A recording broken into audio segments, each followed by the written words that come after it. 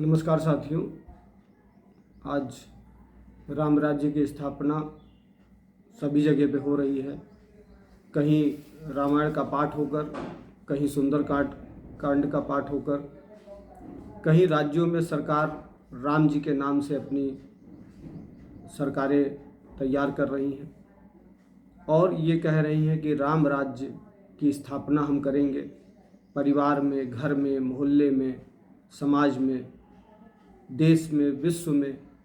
तो ये राम राज्य की स्थापना का मतलब क्या है? बहुत सारे संतों की वाणी सुनी गई, बहुत सारे भागवत कथाओं में चर्चा हुई। लिखा हुआ है कि दैहिक दैविक भौतिक तापा राम राज्य नहीं काहू व्यापा। इसका मतलब किसी प्रकार का कोई भी ताप, शारीरिक, मानसिक, बौद्धिक, किसी प्रकार की चिंता राम राज्य में नहीं रह गई। और वो राम राज्य आएगा कैसे, इसके बारे में तमाम अपनी व्याख्याएं बता रहे हैं। नेता भी बता रहे हैं, अभिनेता भी बता रहे हैं और उसके साथ साथ जो संत महात्मा हैं वो भी व्याख्या बता रहे हैं। तमाम सारे मंत्र हैं, तंत्र हैं, तमाम व्याख्याएं हैं उस पर।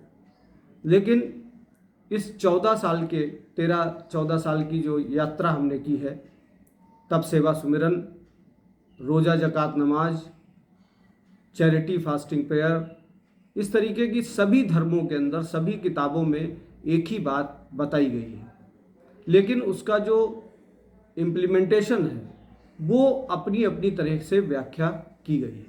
तो राम राज्य अगर हम कह रहे हैं तो शारीरिक रूप से, भौतिक रूप से और आध्यात्मिक रूप से किसी भी प्रकार का कोई ताप नहीं होना चाहिए। इसकी व्याख्या हमारे गुरुदेव बड़े ही अच्छे ढंग से करते हैं। लेकिन उसको अपने ऊपर लागू करने का जो रास्ता हमको मिला तप सेवा सुमिरन का, इसमें सबसे अच्छी बात ये लगी, कोई जाति धर्म की उन्होंने बात नहीं की। वो सारे धर्मों का सम्मान करते हैं और सभी धर्मों में राम राज्य की स्थापना बताई गई है। लेकिन उसको बताने वालों ने कुछ घालमेल कर दिया। एक छोटा सा उदाहरण है, जैसे सभी लोग कहते हैं कच्चा खाना पक्का खाना, लेकिन उस खाने को,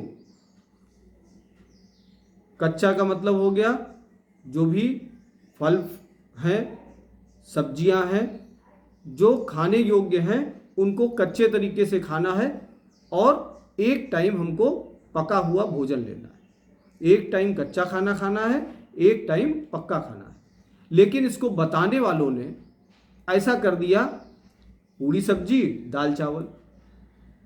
तो ये जो बताने वालों ने व्याख्या की, पूरा का पूरा समाज को चौपट कर दिया।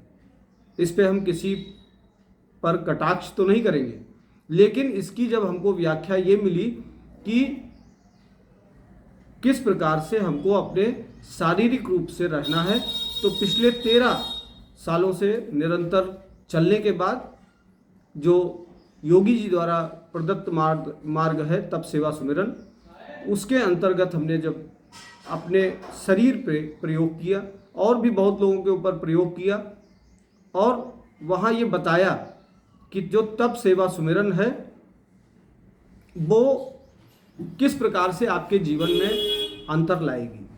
तो जो शराब पीने वाले थे उनकी शराब छूटी, जिनको कैंसर या बड़ी बीमारियां, थायराइड या इस तरीके की जो बीमारियां थी उनकी वो दूर हुई।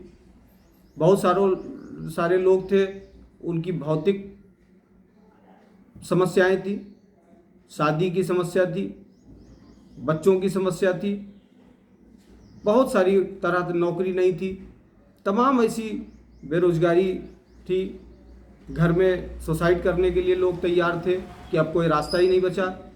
तो जब इस मार्ग को हमने उनको बताया, बातचीत हुई और नित्य उस पर प्रयास उन्होंने किया।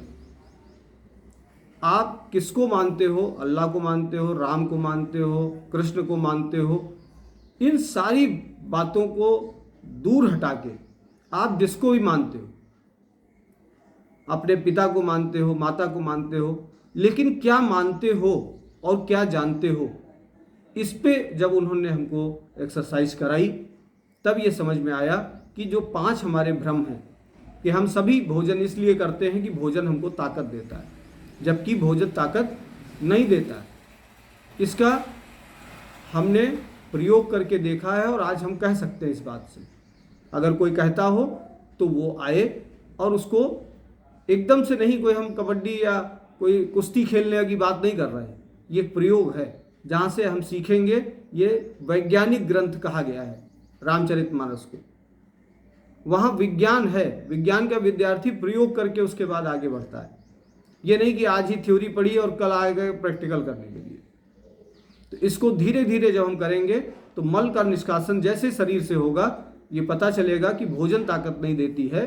ताकत एकमात्र जिसको हम अल्लाह कहते हैं, भगवान कहते हैं, जीसस कहते हैं, गुरु ग्रंथ साहब कहते हैं, जो हनुमान जी कहते हैं, जो कहते हैं वही ताकत दे रहा है। हमारे दुर्गा माँ ताकत की देवी है, अभी नवरात्रि आ रही है, तो वो ताकत कैसे आए हमारे शरीर के अंदर, हम कैसे उतने ताकतवर हो जाएं, वो हमको समझना है। क्योंकि राम जी ने जब धनुष तोड़ा है तो वो सबसे कमज़ोर थे, दुबले पतले थे, और वहाँ रावण जैसे बाली बहुत सारे लोग आए हुए थे जो उस धनुष यज्ञ में थे, लेकिन हजारों हजार लोग भी उस धनुष को नहीं तोड़ पाए। उस धनुष को तोड़ने वाला वो वही होगा जो ये जान लेगा कि भोजन से ताकत का संबंध नहीं है, दवाइयों से स्वास्थ्य का संबंध नहीं है। दवाएं हमको कुछ समय के लिए तो ठीक कर देती है, लेकिन क्या डॉक्टर परमानेंट बीमार नहीं रहता? वो तो सब ज्ञाता है उस चीज़ का। वो क्यों दवा खाता है? वो क्यों अपने शरीर में इतनी समस्याएं लेके टहल रहा है और समस्याओं से ही मर रहा है? ये हमको समझना है। पैसा सुख नहीं देता है। हमने तमाम करोड़पति अरबपतियों को देखा है, तमाम पॉलिटिशियन हैं, वो अपने बच्चों को संस्कार नहीं दिए, आज उनकी जो पीढ़ी दर पीढ़ी सब खराब हो गई।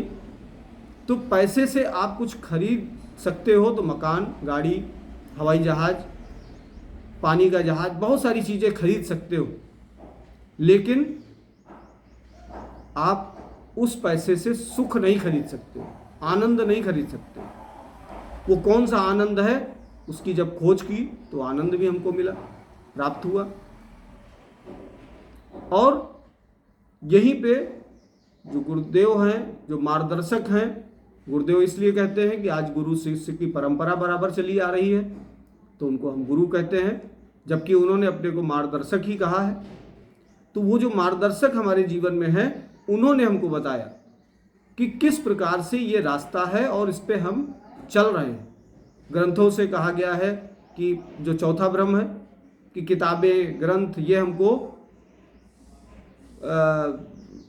ज्ञान दे रही हैं।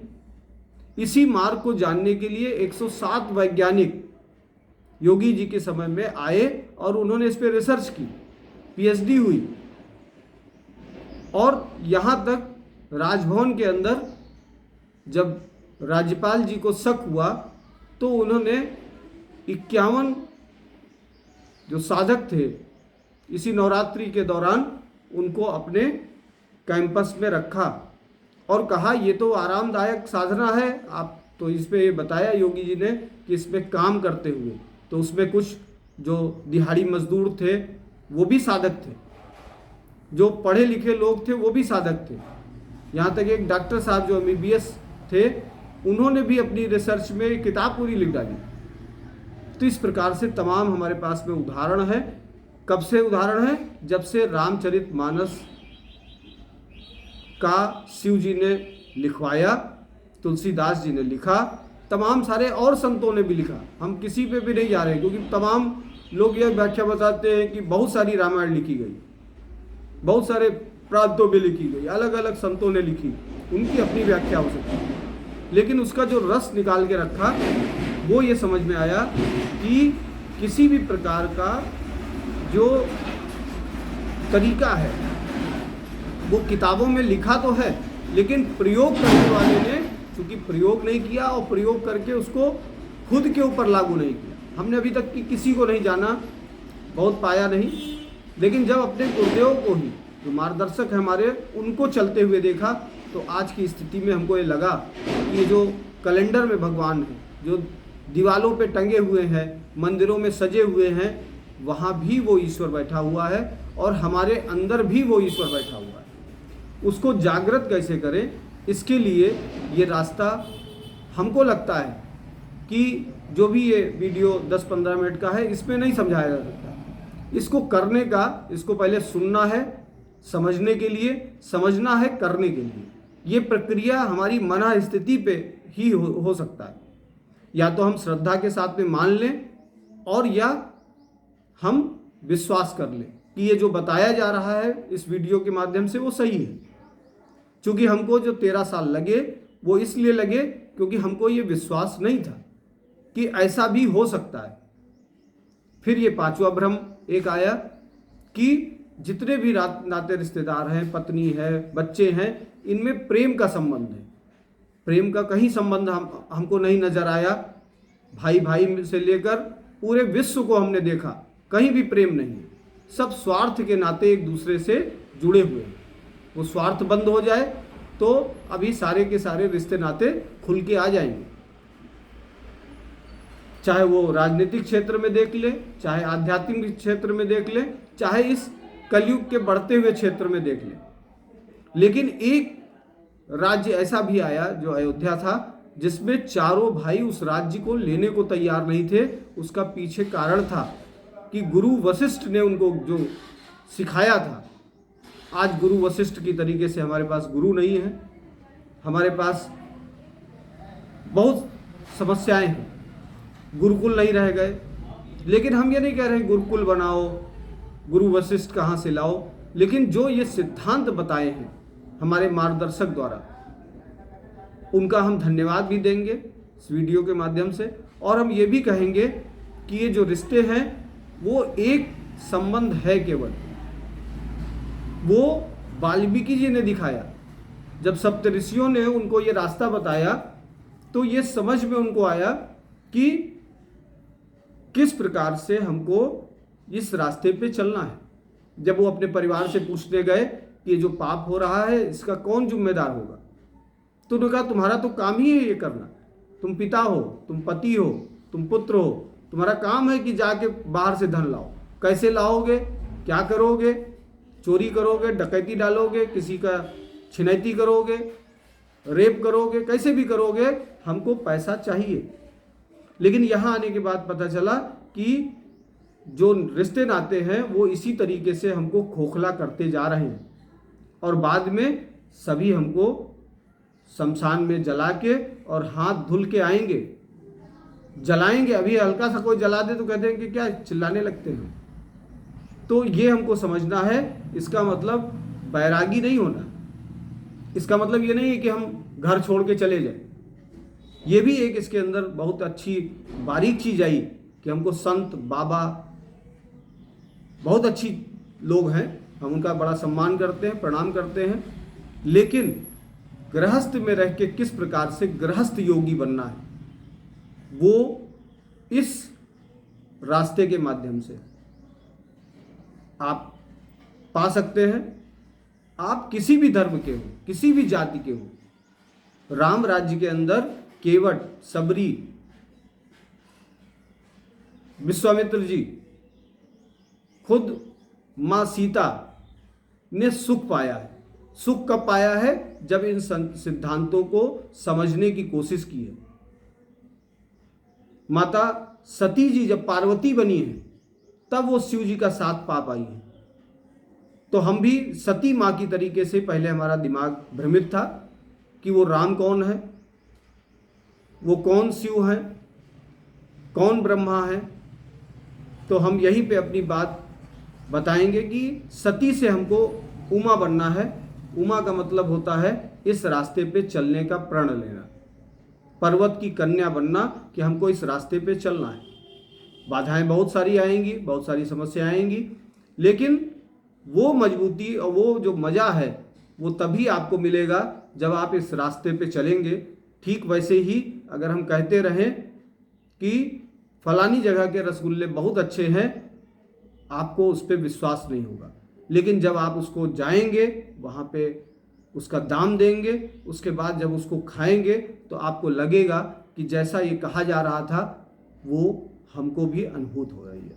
लेकिन ये साधना ऐसी नहीं है कि हम गए और प्रणाम किए और चले आए, दर्शन कर लिए। दर्शन तो राम जी के सुपनेखा ने भी किए, लेकिन क्या हुआ, नाक कान कट गई, पूरा का लंका, अपने भाई के लंका पूरी जलवा दी। तो हमको ये समझना है कि हमको सती से उमा बनना है, और वो जो माँ ने हमको करके दिखाया है वो हमारे लिए कराया है। और हमारे मार्गदर्शक को हम गुरु इसलिए कहते हैं क्योंकि ये कहा गया है कि गुरुर ब्रह्मा गुरुर विष्णु गुरुर देवो महेश्वरा गुरुर साक्षात परब्रह्म तस्मै श्री गुरुवे नमः। तो ये हमसे बहुत लोग कहते थे कुछ लिखो कुछ लिखो, तो कुछ चीज़ें हमने लिखी भी थी, लेकिन आज बोलने का जो अवसर हमको मिला है, इस माध्यम से इस साधना की जितनी भी बड़ाई की जाए, क्योंकि सभी दुखी हैं, कोई ऐसा हमको सुखी व्यक्ति मिला नहीं। कुछ ना कुछ कहीं ना कहीं उसको तनाव है, समस्या है, कठिनाइयों का सामना कर रहा है। लेकिन ये कहा गया है कि भगवान है और दमदार है, अल्लाह है, दमदार है। गुरु नानक जी हैं और बहुत दमदार है। जीसस हैं, वो भी बहुत दमदार है। लेकिन उनकी दमदारी को बताने वाला एक ही मंच पे कोई नहीं मिला। उनकी दमदारी को एक मंच पे बताने वाले मात्र योगी जी हैं, जिन्होंने बताया कि कितना सरल रास्ते से आप बगैर किसी द्वंद्व के अयोध्या को अपने अंदर बसाओगे। अयोध्या हैदराबाद वाली अयोध्या नहीं है, हर जगह जन्म होगा राम जी का, जो अपने अंदर प्राकट्य कर लेगा। अयोध्या जहाँ पे युद्ध की स्थिति न हो, और हम सभी युद्ध की स्थिति में ही बैठे हैं। तो ये हमारा इस तप सेवा सुमिरन में